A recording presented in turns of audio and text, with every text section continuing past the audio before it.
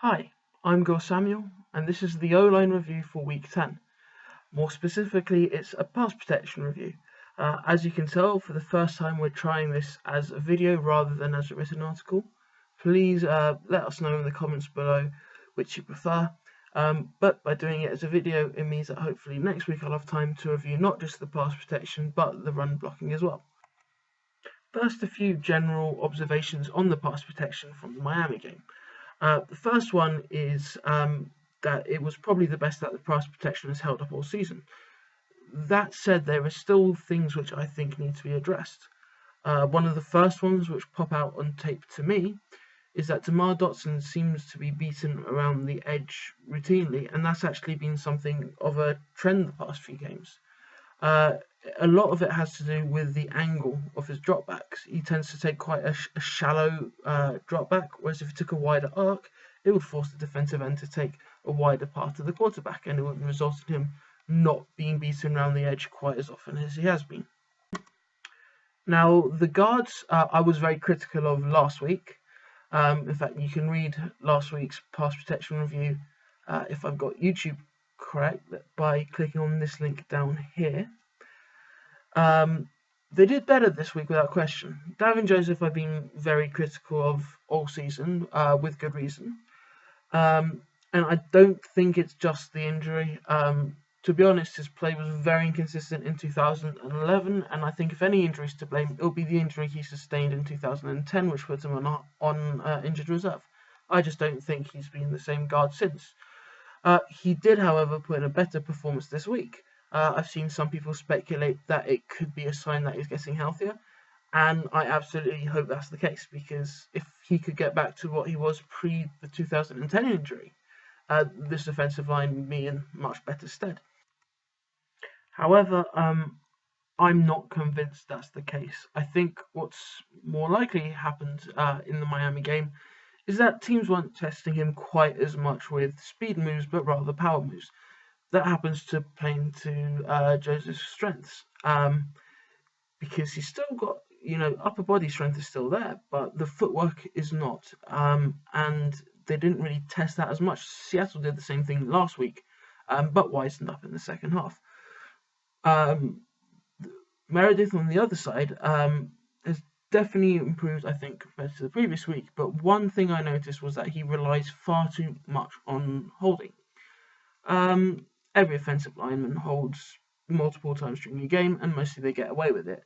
But it's still something that I think needs to be watched, because head coaches or opposing coaches will watch that, and on game day they will get in the refs' ear about, watch out for the number 79, he's going to hold. If the refs get alerted to it, they will be more likely to call it. That's just part of the gamesmanship of football. We will explore some of the holds and look at some of the techniques that Meredith could have used instead, which would have been just as effective without potentially risking a 10-yard penalty. Another observation I made is this offensive line isn't necessarily great at dealing with what you would consider your traditional pass rushing moves, your swims, your rips. Spins, yes, but rips and swims in particular seem to give this offensive line trouble. Not that many defensive linemen seem to use it these days. They tend to prefer ball rushing, or just using a hand to keep distance, or just using their speed. But one team who used it quite a lot was the New Orleans Saints in week 2. That's obviously going to be a problem for the Bucs if they can't get their offensive line to develop a nice set of counter moves, because obviously they're going to face them twice a year. But Miami as well. Swims and rips seem to get the better of a lot of the linemen on Monday night. Donald Penn and Davin Joseph, too, in particular.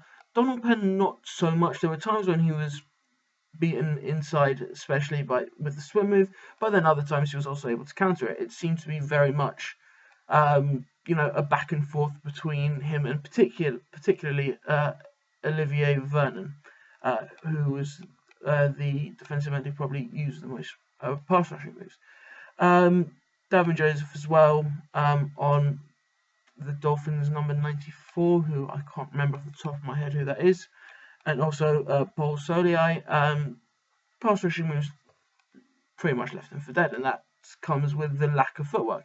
There was once or twice when he was able to counter it, but those tended to be the exceptions rather than the rules. That's something I would like to see Bob Bostad work with on the offensive line, just using some, hip to point, pit to point, some holds and counter moves you can use against the rip and against the swim, because I'm sure I'm not the first person to notice that weakness on tape. I'm sure that the Bucs opponents' coaches will have been watching this and seeing, right, we got to make sure that our defensive line are using swims and rips because it works against the Bucs. So that is something you would like to see addressed sooner rather than later.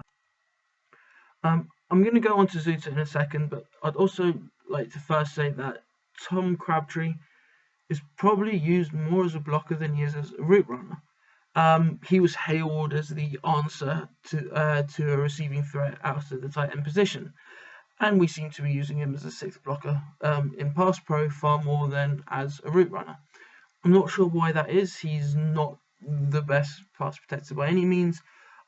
I think that we'd be better served putting Eric Lorigan at tight end, which he's actually done on some snaps this year, and have him do blocking there, or putting in Gabe Creamy as eligible, as we've also done, because Tom Crabtree doesn't really have either the technique or the physical strength to hold up at the point of attack for very long.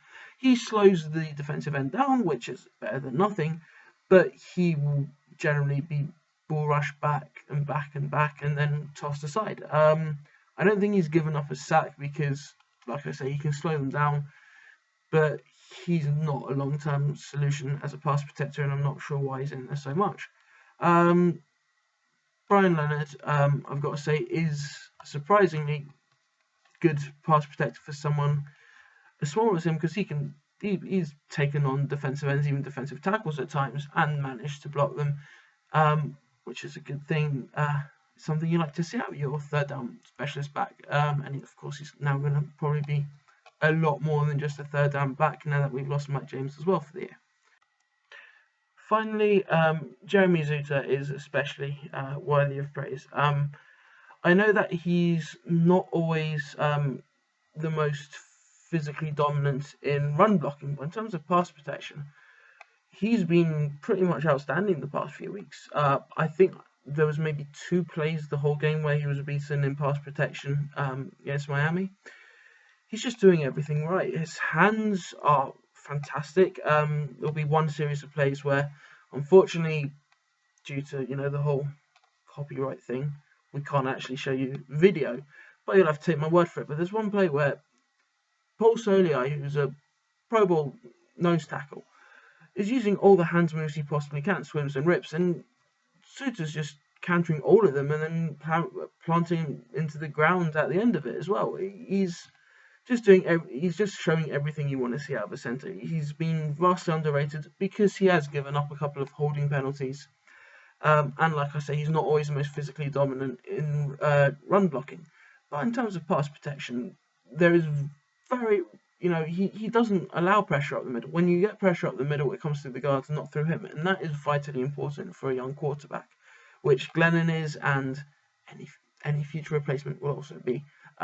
So having someone like Zuta there, someone who doesn't give up pressure up the middle, and someone who is pretty damn consistent in his snapping, is an invaluable aid to a young quarterback, and I just think he's absolutely one of the most underrated offensive linemen in the league.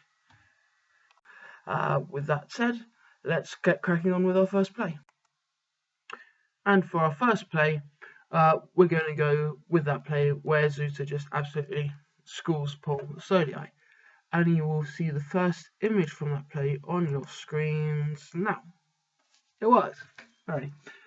Right. I mentioned in my introduction that Donald Penn has was beaten in this game on the inside by pass rushing moves, and that's what's happening here. We have Olivier Vernon on Donald Penn, and you can see right there, Vernon's arm is going to be coming over the top of Penn, particularly over his inside shoulder on the swim move, and that is going to, or should be, allowing him to go right through to hit Glennon, or potentially Bobby Rainey, because as you can tell from the backfield action, it is a play action. However, we have here Jamon Meredith, who is actually peeling off to come and seal up this gap, and he's actually going to come in and block Vernon, and if he hadn't done it, then like I say, he would have been in there like a shot. But the real action which we're interested in seeing here is right here between Paul Soliai and Jeremy Zutter. You might be able to actually see over there just the use of hands, which everything which Soliai tries to do. He tries to set, put on the clubs to set up the swims and the rips, and Zutter's just knocking the hands away. It's almost like kind of karate or kung fu. He's literally just knocking the hands away, not allowing him to get any purchase. And it's really just a joy to watch if you're a fan of offensive line play. And this is the same play a couple of seconds later, and you can see that Meredith has come in and helped to block Olivier Vernon. On the other side, we can see that one of the advantages of play action, which is Cameron Wake, he's a very, very good defensive end. He should be able to get the edge on Demar Dawson pretty easily. But because it does look like a run, he can't just go around the outside. He needs to honour his run fit responsibilities. And that's why he's not just coming around the outside. So play action definitely works there. You can also see there we've got Randy Starks on Davin Joseph. Davin Joseph is dropping his helmet, which is one thing I absolutely hate, because it does make it easy to be beaten with a swim move in particular. Right here, if all Randy Starks needs to do is plant this foot in towards here and then bring and then just bring this arm over the top. A bit thicker. Bring that arm over the top, and he's got the inside track to Glenn. And just continuation over here, you can see the arm's still going at it, as it is in fact still going on here. But again, you will have to take my word for that one, as you can't really see what's going on without video, which is a shame. But I'd also like to, give some kudos to Davin Joseph, because whilst in previous games this season he absolutely would have kept his head down and would have been beaten over the top with a swim move, as in fact he is elsewhere in this game, and I think we're going to go through that play as well. Here he actually managed to step back, disengage briefly, and then re-engage in a much more fit position. That's really the best thing you can do if you can tell someone that's going to try and swim or rip you, is to disengage and take a step back.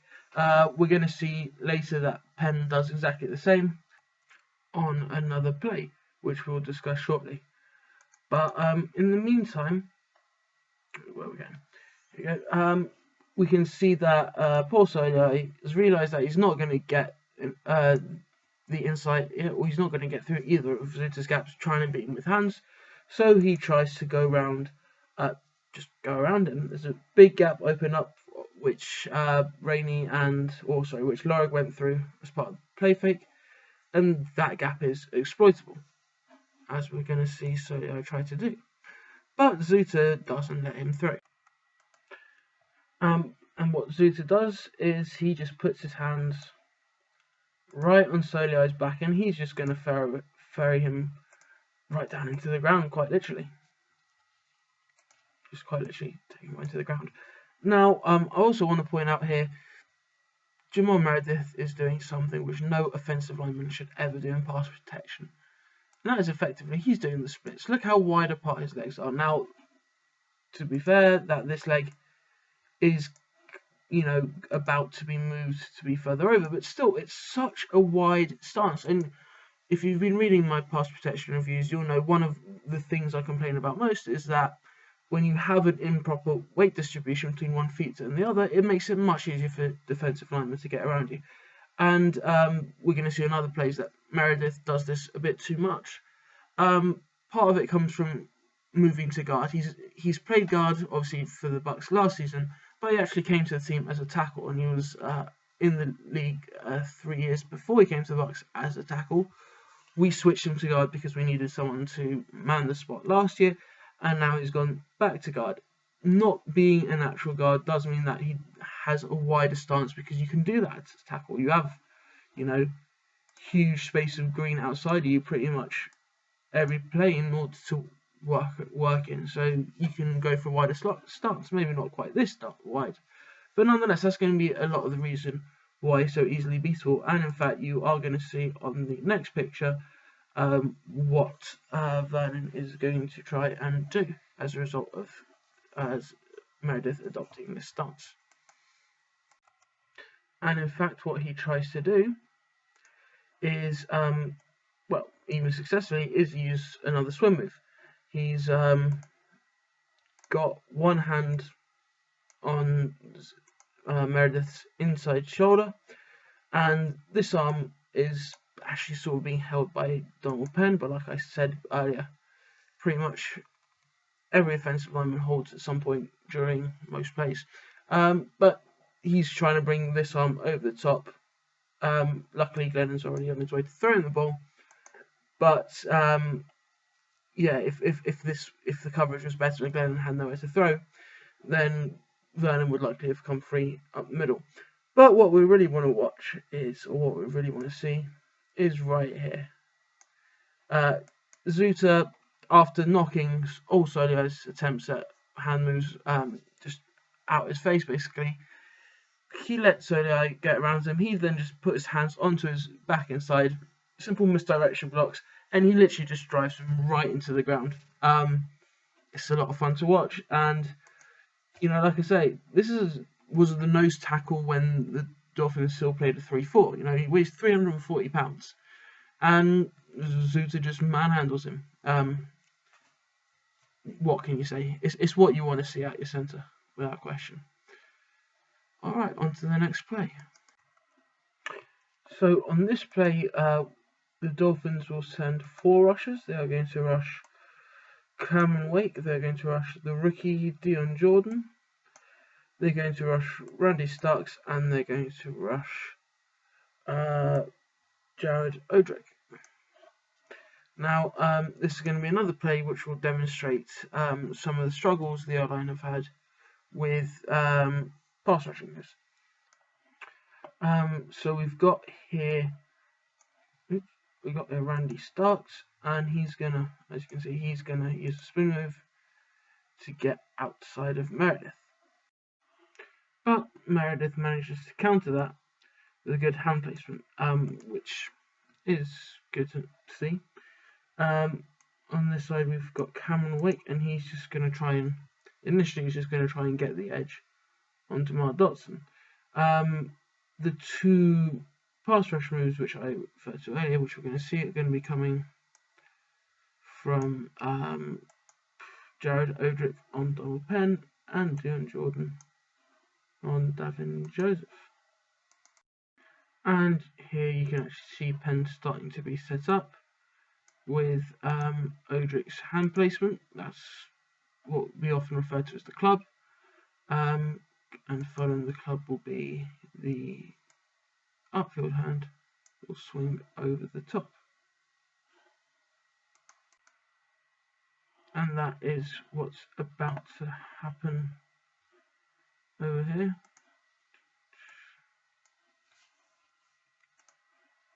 Sorry, over there. And we've also got now Dion Jordan setting up a similar swim move with his hand in the what we would call the club on Joseph.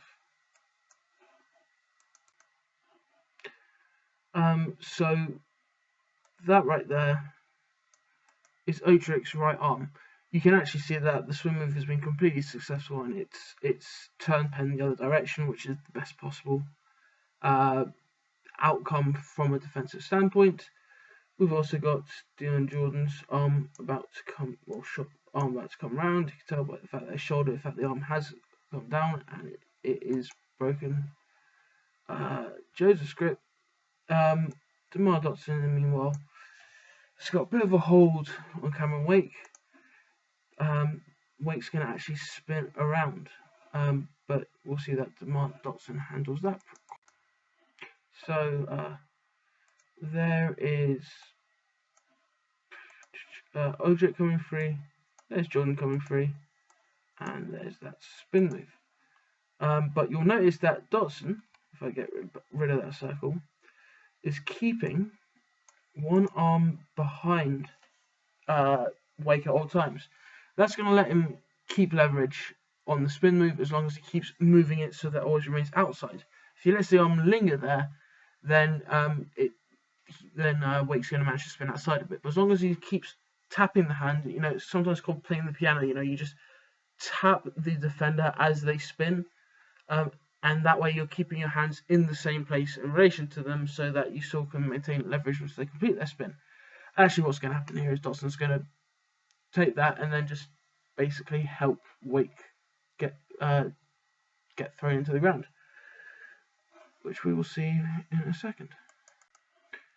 And in fact, we can see that Dotson is pushing, as Dotson's arms, he is in fact pushing Wake into the ground, which is great.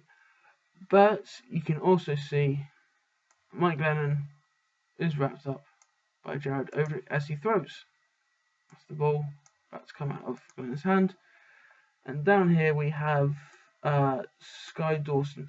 This was the third down play, but because Glennon was hit as he threw, the pass was pretty inaccurate. And in this case, it's not Glennon's fault.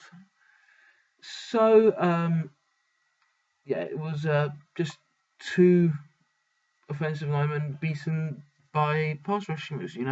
It's going to happen. Defenders get paychecks as well. We will. So that was one where two got beaten by pass rushing moves. We're now going to look at a play where three of our offensive linemen got beaten by your standard pass rushing moves, which is not something that you like to see. So on this play, again, Dolphins are rushing full, and that's one thing which I haven't mentioned yet, is that on Monday night the Dolphins didn't blitz that much, at least not early on. In the second half, they started to blitz a bit more, especially after they had success. In I think it was the second quarter when they had a corner blitz, second week in a row when the Bucs have given up a corner blitz, and we will discuss that in the second video. But like I say, they just rushed the four here. Again, we have Vernon off one edge and Wake off the other, and Randy Starks and Jared Odrick in the middle. Now, even though I've drawn the two lines straight, it's not entirely accurate. Because what it's actually going to happen is we're going to see a stunt, one of the things which the Bucs do so poorly, but there was some success with it on this play for Miami. So it does work, just not when you're calling them so often that offensive lines don't get sucked into them. I mean, that is how stunts work. Stunts work because you set up the offensive line to expect the same thing over and over again, and then you stunt away from them. They're overcommitting to where you think that you're going to be, and by them overcommitting, it makes it much easier for you to then beat them in the opposite direction. When you stunt every play, then no offensive line is going to overcommit, and I think that's something which Bill Sheridan doesn't quite realise. But I digress. We're going to see this nose tackle cross stunt on this play. And in fact, you can already see the starts of the stunts here.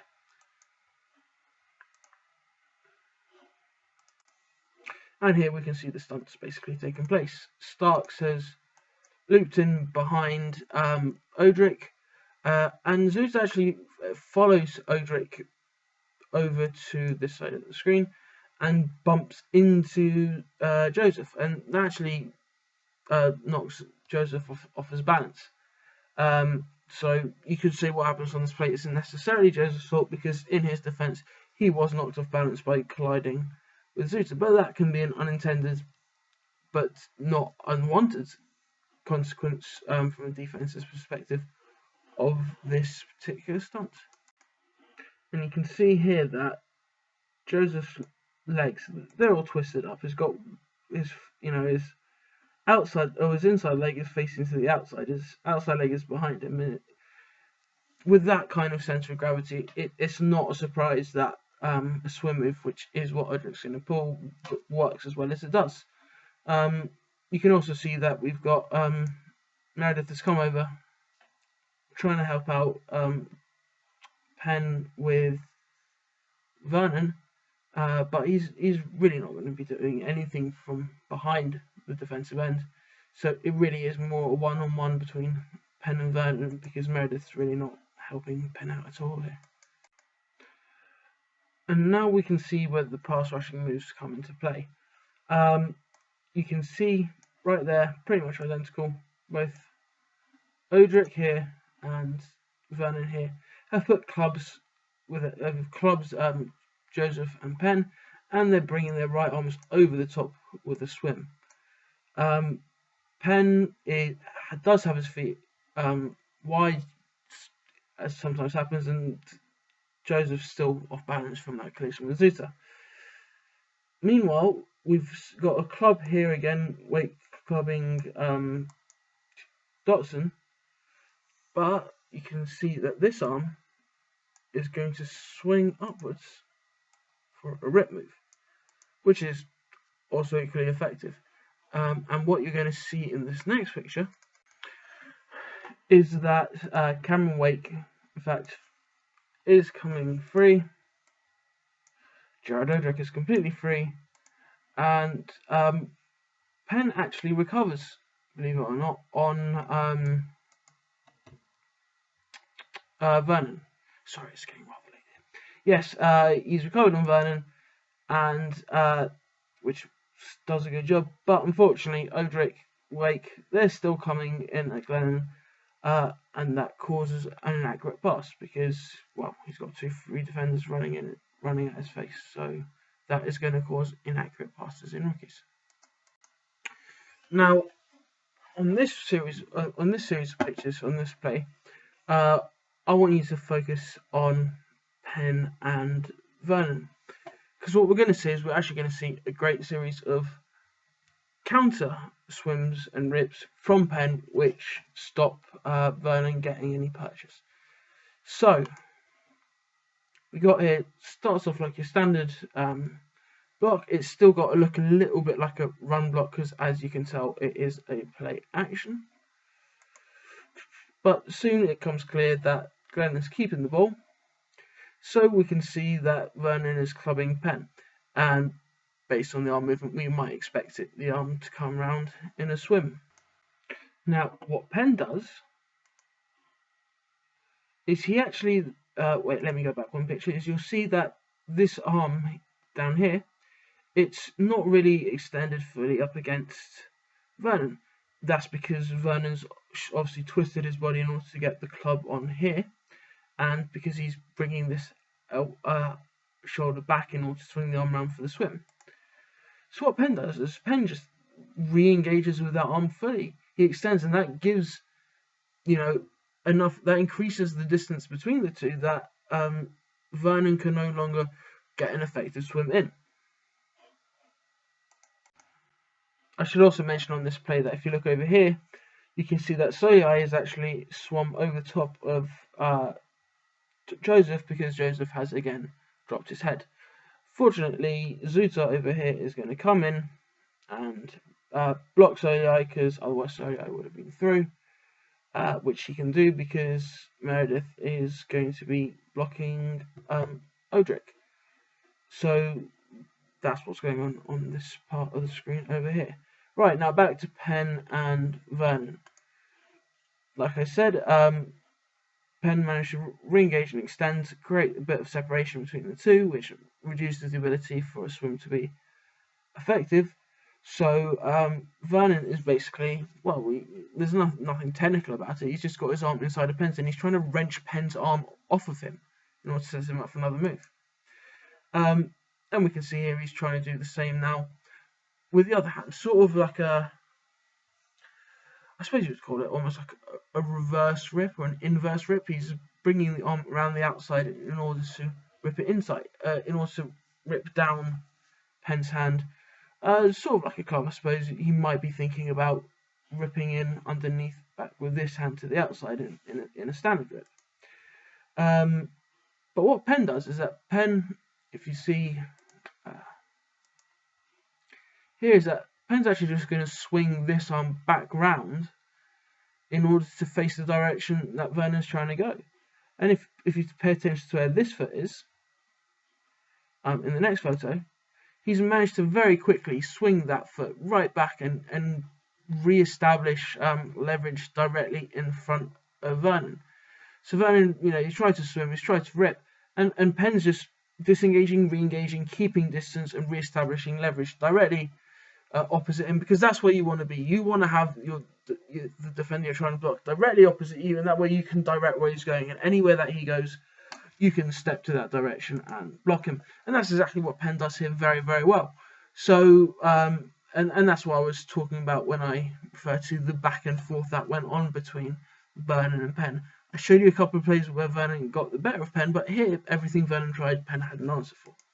And you can see here, again, Penn's just established, same play, Penn's just established a good bit of distance, not too far that he's leaning forward, but far enough back that it's just making life a lot more difficult for Vernon and giving Glennon time to throw, as you can see here. I'll also mention quickly rifle through to just show how Dotson, you think that Wake's got the edge, but Dotson does manage on this occasion, and like I say, he does get beaten around the edge, but on this occasion, Dotson managed to recover and actually push Wake, I think it was Wake, upfield past Glennon. Now, this O-line review has gone on much longer than I was expecting, so for those of you who managed to stick through the whole, however long it's taken for this half of the video, I thank you very much for sticking with it for so long. Hopefully you found it interesting so far. There is going to be part 2 where we're going to deal, as I mentioned in the introduction, with Meredith and his holds and the kind of counter holds you can the kind of moves he could have used instead of those holds. We're also going to look at some of the pass pro schemes that the Bucs use, or one particular scheme, and how that scheme ended up actually biting them on some of the blitzes. We're also going to look at where some of the pressure came from on that interception which landed through. So you're going to have that to look forward to in part 2 of the video. I will try and get it out tomorrow morning. If not, it might actually be up after the Falcons game, but it will give you something to watch whilst we're waiting for the All-22 to be released for that game. Like I say, hopefully you've enjoyed this video. Please leave comments, leave suggestions. Our first time doing a video, or at least my first time doing a video, so any suggestions will be taken on board. And yeah, see you next time. Go Bucs.